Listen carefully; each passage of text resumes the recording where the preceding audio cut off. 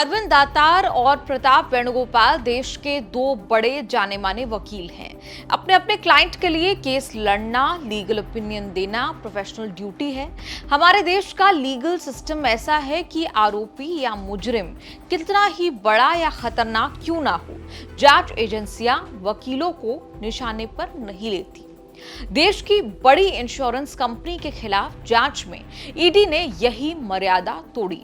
वकीलों को ही समन भेजकर बुला लिया कि बताइए आपने क्लाइंट को क्या लीगल ओपिनियन दी थी। ये बात महीने भर पुरानी हो गई। वकीलों को समन भेजने का वकीलों के ऑर्गेनाइजेशंस ने इतना विरोध किया कि ईडी को बैकफुट पर आना पड़ा। समन रद्द कर दिया, लेकिन मामला खत्म नहीं हुआ है। Chief justice B R. गवई ने मामले को इतना सीरियसली लेते हुए सुओ मोटो यानी खुद मामले का संज्ञान ले लिया। 14 जुलाई को चीफ जस्टिस की अदालत सुनवाई करेगी कि वकीलों को ईडी ने समन भेजा कैसे, समन भेजना सही है या नहीं। चीफ जस्टिस की बेंच में शामिल होंगे जस्टिस के विनोद चंद्रन और justice NV. Anjaria. SC advocate on record association के प्रेसिडेंट विपिन नायर ने चीफ जस्टिस से खुद संज्ञान लेकर मामले की सुनवाई के लिए कहा था। ये सारा मामला शुरू हुआ केयर हेल्थ इंश्योरेंस कंपनी के खिलाफ जांच शुरू होने से।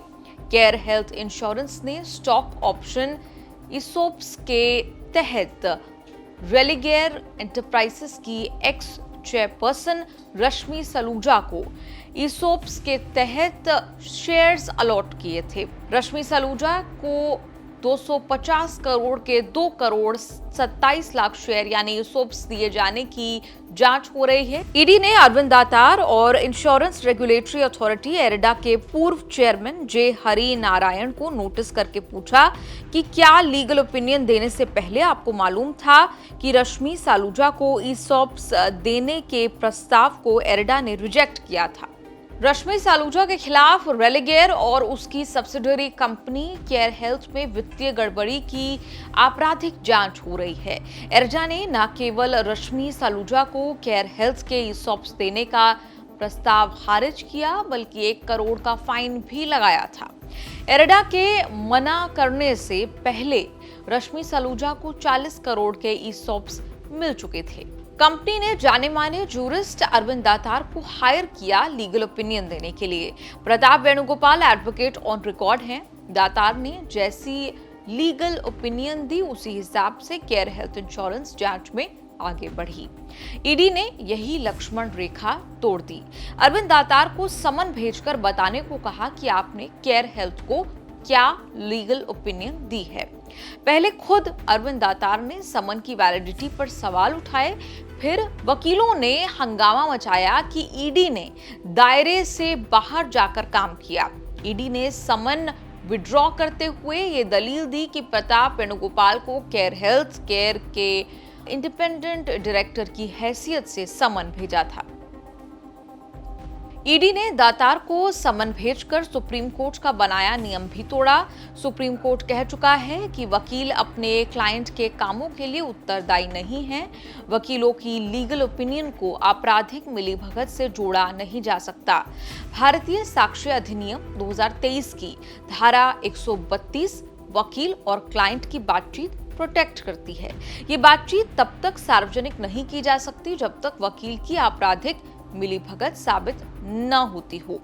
वकील के लिए शर्त ये कि बिना क्लाइंट की परमिशन के उसके केस के बारे में या केस की डिटेल सार्वजनिक नहीं कर सकता।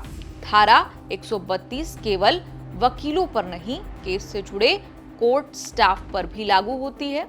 केस खत्म होने के बाद भी ये बंदिश बनी रहती है।